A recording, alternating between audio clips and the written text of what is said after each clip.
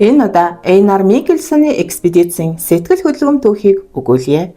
Энэ бол өмнө өгүүлсэн Мелиус Эриксоны эмгэнэлт түүхийн үргэлжлэл тайлал юм а. Эйнар Микельсон 1880 оны 12 сарын 23-нд Дани улсын Бреннерслёв хотын төмөрчний гэр бүлд төржээ. Сургууль сурах тиймч дуртай биш байсан Эйнар хөлөг онгоцоор аялах туйлын хүсэлтэй байлаа. Газар зүйн хичээл сонирхолтой хүү алс холын газар орны тухай таньж мэдэх чин хүсэлтэй. 13 тагасаа гэрээр сурч эхэлсэн Эйнар далай тэнгист улам бүр татагдж байлаа. Тэр үеийн залуусын дийлэнх нь далайчин болж эсвэл эцгийнхээ ажлыг өвлөж авдаг байжээ. Эйнар эхлээд сургалтын зориулалттай Георг Стейж хөлөг онгоц дээр ажиллаж 14 настайдаа хумбагтай хувцас аваад гэрээ орхин явжээ. 1882 онд угсарсан Георг Стейж хөлгийн баг 10 офицер 80 оюутны бүрэлдэхүүнтэй байлаа. Энэ тухай Эйнар хүүхэд насны минь жаргалтай үе тэнд өнгөрсөн юм.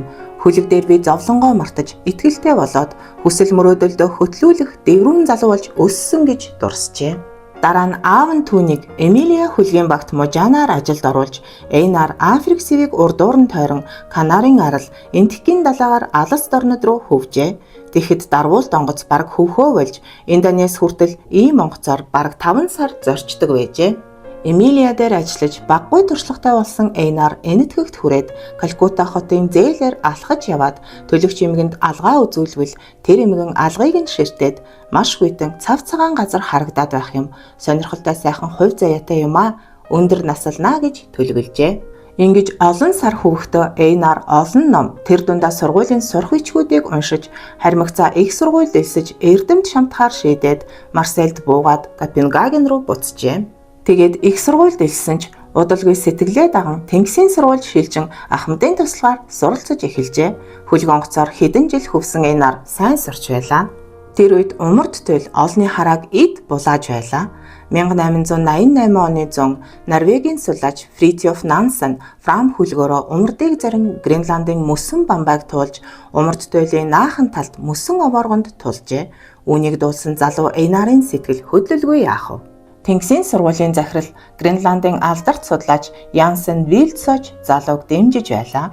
Тэр үед ахлах түрүүч Амдруп Гренландын судлагдаагүй эргийг зураглан буулгахын тулд Гренландын зүүн эрэгт 1899 онд экспедиц зохион байгуулж цаг уурын ажиглалт хийснээс гадна уугуул нутгийнхны ахуй амьдралыг судалжээ.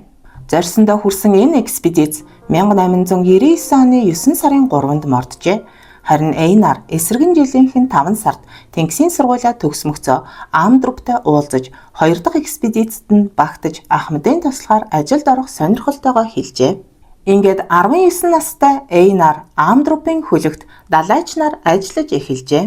Тэдний хөлөг умардыг зарсаар 9 сарын 2-нд Амасалигт хүрч 42 хоногт 925 км газрыг туулан Тэнгисийн эргийн томоохон хэсгийг зураглан буулгажээ. Ийхүү 1900 оны 10 сарын 4-нд Копенгаген хотноо эргэж ирсэн Эйнар хэд хэдэн сэтгүүлд нийтлэл бичиж хэрэндээ алдаршин цас мөсөн хучлахтай Гренланд нутагтай амьдралаа холбохоор шийджээ.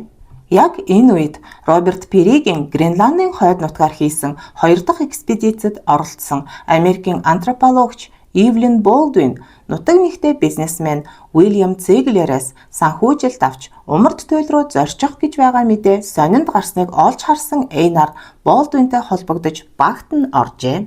42 хүнтэй энэ экспедицээс Эйнар 1902 оны 7 сард буцаж иржээ. Энэ экспедицийн үеэр Эйнар эрдэмтдийн багийн ахлагч, Америкийн биологч, умард туйлын судлаач Эрнест Дековин Лефенвилтэй нөхөрлөж цугтаа Аляскийн хойд талын Бафортын тэнгист зорчхоор тохиролцсон байлаа. Тэр үеийн судлаачид умард туйлын ойролцоо хүн төрлөختний нээгээгүй хуурай газар бий гэж үзэж байсан учраас туйлын судлаачид тэр зүг тэмцэн тэмүүлж байлаа. Тэгээд ч Канадын эскимосууд Европын халин магнуурчид хэдэн 10 жилийн турш хуурай газар байгааг харсан гэж барин тавин баталж байлаа. Эйнар экспедицтэй ашиглах хөлөг онгоц авахар Канадын хойд нутгийг зорьсон байна. Ийхүү экспедицийн баг 1906 оны 5 сарын 20-нд Канадын эргээс Бафортын тэнгисийг чиглэн хөдөллөө. Экспедицийг Эйнар ахалж Лефенвил харин судалгаагаа хариуцжээ. Гэтэл зам зуур хөлөгт ус нэвчиж орсон усыг утгаж асахаас өөр аргагүй болсноос гадна бар руу хуршуунаас зүүнш битүү мөстэй хөлөг онгоц бяцрах аюултай тулгарч өвлж хаяанд иржээ. Яг тэр үед зүүнээс нэг жижиг завь хөвж ирсэн нь баруун хойд гарцаар анх зорьчсон Royal Amundsen-ы Yoa хөлөг байлаа. Хэдэн зуун жилийн өмнөөс нээх гэж оролцсон энэ баруун хойд гарцыг Amundsen ингэж гаргасан түүхтэй. Einar Amundsen-ы багт баяр хүргэж гүнгийн анхайтан Bedford хөлөг зангууга хаян өвлжхөөр зэгчээ. Экспедицийн нохой чаргатай багийн 4 гишүүн 1907 оны 3 сарын 15-нд 30 нохойтой гарч Einar Lefingwell, Storkerson нар мөсний зузааныг хэмжин эргийн дагуу зураглаад буцаж ирвэл хөлгийн бөөр нь мөсөнд шахагдаж эвдэрсэн байлаа. Ингээд багийнхан онгоцныхоо модоор сууц барьж нохой чаргаар 4000 км хол замыг туулан буцснаар Einar Mikkelsen 1908 оны 5 сарын 13-нд Копенгаген хотноо эргэн ирж ёстой од болон гялалзжээ. Үүний дараа Einar судалгаагаа ахиулахын тулд Гренландад бие даасан экспедиц зохион байгуулахаар шийджээ. Түүнийг Канадын хойд нутгаар зорчиж байхад Эриксоны Гренландын экспедиц эд судалгаа хийж байлаа. Энэ экспедицийн тухай өмнөх дугаартаа өгүүлсэн билээ.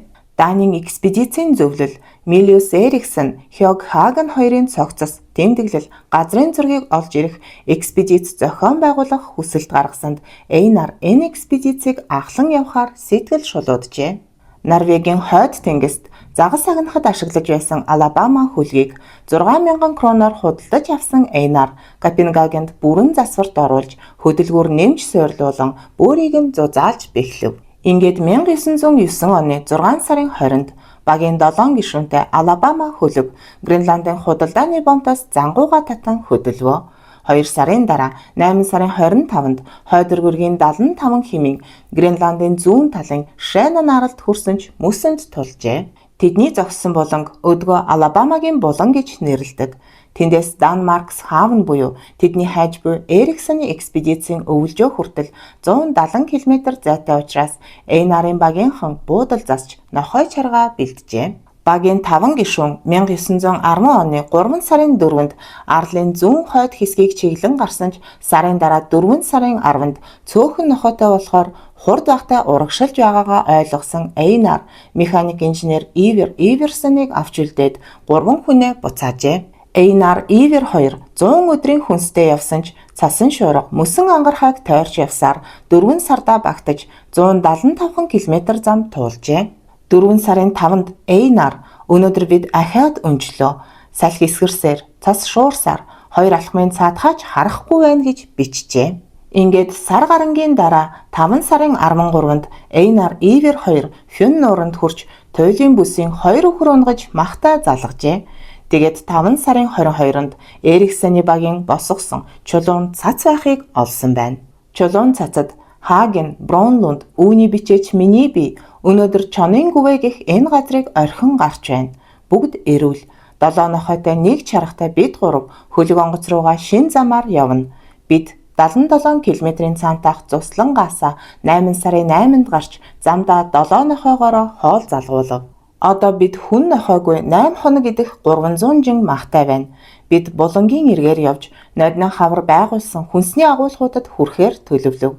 Замдаа цагаан бавгаа унгаж махтай залгах болов. 5-6-7 хоногийн дараа хөлөг онгоцтой хүрэх визээ. Данийн экспедицийн ахлагч Milius Erikson гэсэн зурвас байлаа. Einar Ivar 2 зурвас зичсэн тэр зүгт зорчход зам дагуу хэд хэдэн чулуун цац байсан ч бүгд хоосон байжээ. 5 сарын 26-нд сүүлийн цацыг нээж үзвэл 1907 оны 8 сарын 8-нд бичсэн Эриксоны ахиад нэг зурвас байлаа. Тэр зурваст Ахмад дөрвж Hagen, Гренландын уугуул Bronlund, үүний бичээч миний бие 3 бол 1907 оны 5 сарын 28-нд энэ газрын зүүн хойд хушуунаас 23 нохойтой чаргаар баруунш гарч 6 сарын 1-нд Пиригийн мөсөн ууланд хүрээд Пиригийн гих хоолой үнэндээ байхгүйг нүдээр үзэж баталгаажуулснаар Independence болон ижил нэрт Fjord гэж нэрлэв. Fjord-ын гүнд буй чулуун цацнуудын нэгд ахиад зурвас үлдээе. Milius Erikson гэж бичсэн байжээ. Эриксон ийхүү Пиригийн хоолой гэж байхгүйг нүдээр харж баталсан нь улс төр газар зүйн тун чухал нээлт болжээ. Эйнар Ивер 2 үл таних газрыг судлахын төлөө амиа өргөсөн эрэлхэг зоригтой Эриксоны 3-ыг эрэхгүй багтахын сацуу тэдний тавиланг хуваалцсан цасан цөлд хоригдож энэ чухал нээлтийг хүмүүст хүргэж чадахгүй байх вэ гэхээс эмээж байлаа. Иймээс Эйнар Ивер 2 туйлын суурин хүртэл үл мэдэх газраар зорчих уу эсвэл Эриксоны явсан зүүн эргээр 1000 км урт зам туулах уу яах вэ гэдгээ ярилцав. Яаж ч явсан 1000 км-ийн хүн даян хүлээж байсан учраас Эйнар аяны андаасаа яавал дээрвэ гэж асуухад ахлагчийн хувьд чийл шийд би ядагч байсан гомдолгүй чамайг дагна гэжээ. Эйнар тэр хоёр эвтэ ах дүү шиг дотн харилцаатай байсан нь эргээд тусаа өгсөн юм. Ингээд хоёр судлаач Эриксоны 3-тай адилхан эргийн дагуу явхаар тохирлоо.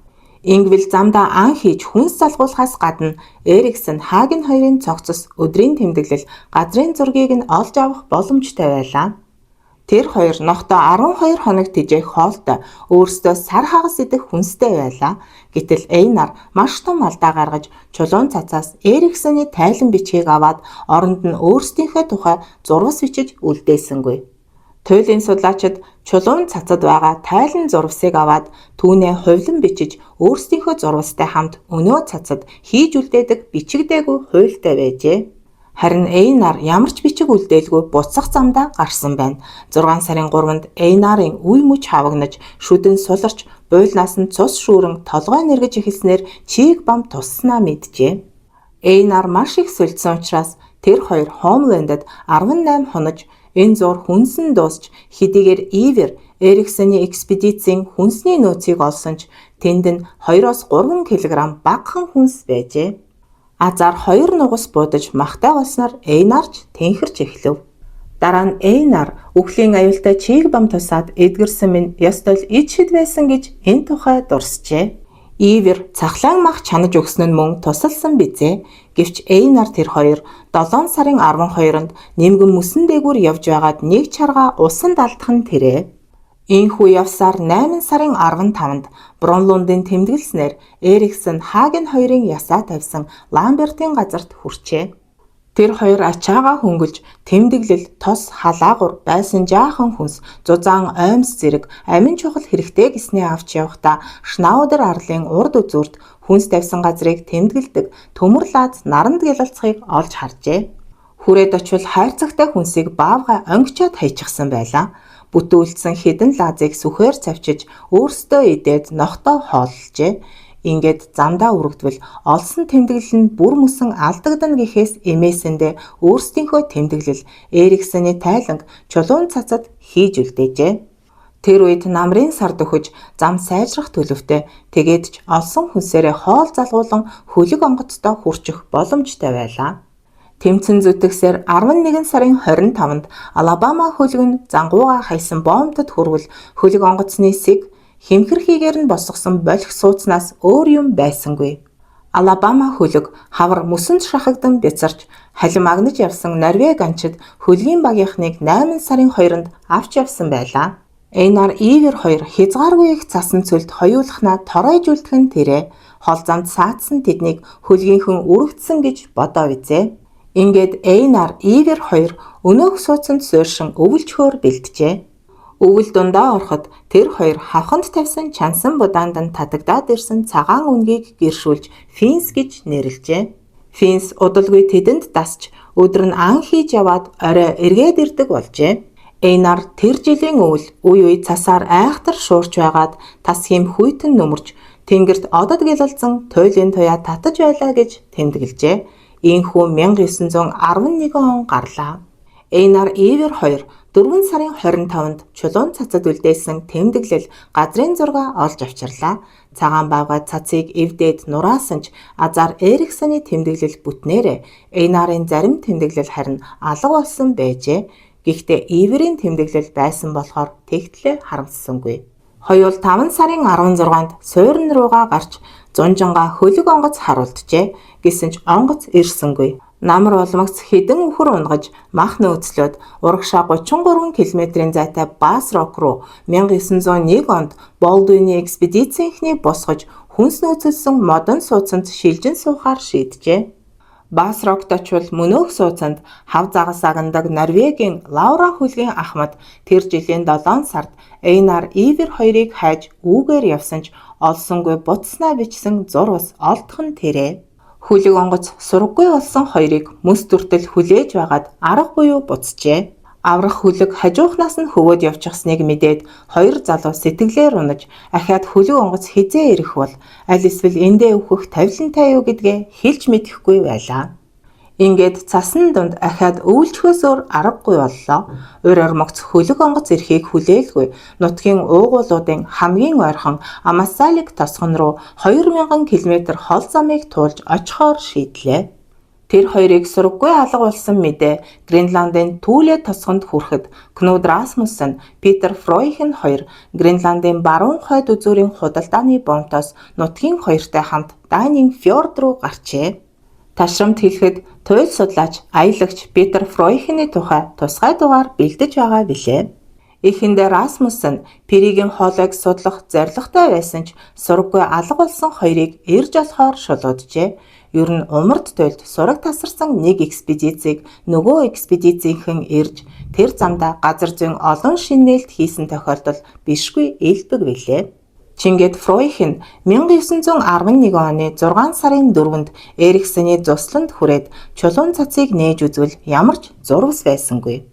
Манай баатар Эйнар Эриксений тэмдэглэл газрын зургийг аваад орондоо тэмдэглэл зурвас үлдээгээгүй шүү дээ. Иймээс Расмуссен ил газар босгосон ийм цацад зурвас үлдээгээгүйг бодоход Эйнар тэр хоёрыг энд хүрээгүй юм байна гэж дүгнэснээр эрлээ зогсоожээ. Энэ тухай Расмуссен хожимо Эйнар тэнд хүрээд Эриксений тэмдэглэлийг авсан ч түүнээ хувилж тэмдэглэл зурвасаа үлдээгээгүй тун таагүй явдал болсон юм хэмээн дурсжээ. Эйнар Ивер хоёр энхүү 2 дахь удаа аврагдах боломжоо алдсан байна. Өдөр хоног өнгөрсөөр 1912 он гарлаа. Хоёр залуу нутгаасаа гараад умард туйлын цас мөсөн дунд 3 жилийг үджээ.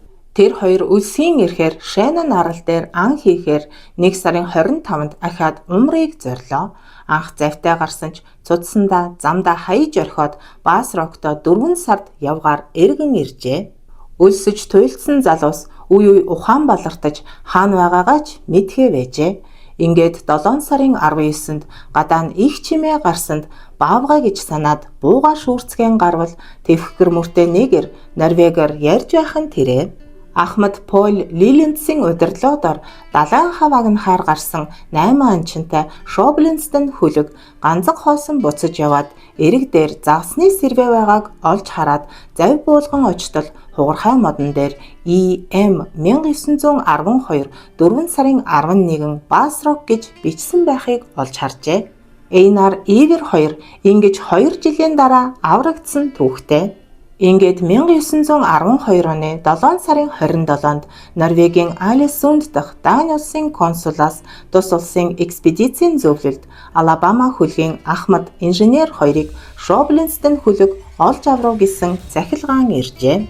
Шоблинстен хүлгийн Ахмад Лилендсийг Данийн засгийн газраас амлсан 10,000 кроноор шагнан урамшуулснаар хавийн анчид ганцаг дүүрэн буцжээ. Аврагдсан хоёр ангийн арьсаар хийсэн тамтархайгаа тайлж үс гизгээ засуулан эх орондоо ирэхэд тэднийг баатрийн дайтай угтан авч маргааш нь Нью-Йорк Таймс сони ням гарагийн дугаарт Эйнар Микельсоны ярилцлага хэвлэгдэн гарчээ. Микельсон Иверсен хоёр Норвегийн хатан хаан мод хөлгөөр 8 сарын 1-нд Копенгаген хотноо хүрэхэд Данийн хааны гэрвэл засгийн газар Алабама хөлгийн багийнх нь угтан авч алтан медалиар аварсан хөлгийн Ахмад Лилендсийг мөнгөн медалиар шагнажээ.